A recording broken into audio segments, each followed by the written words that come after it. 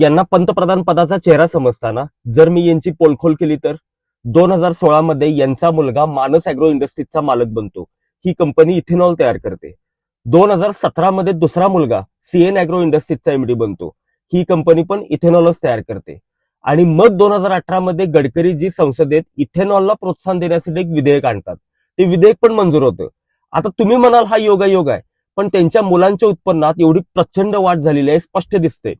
Prevention against corruption act 1988 नुसार ज्या मंत्रालयाची जबाबदारी तुमच्याकडे आहे त्या मंत्रालयाशी संबंधित व्यवसायात तुम्ही किंवा तुमचं कुटुंब सहभागी असू शकत नाही. आणि असं झालं तर सीबीआयनं खुली चौकशी करणं बंधनकारक आहे.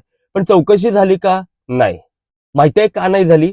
2018 मध्ये सरकार अजून एक विधेयक आणतं ज्यानुसार भ्रष्टाचार प्रतिबंधक कायद्यानुसार सीबीआय चौकशी करायची असेल तर केंद्रीय सरकारची परवानगी आवश्यक आहे. आता माझा प्रश्न तुम्हाला आहे, ही परवानगी मिळेल का?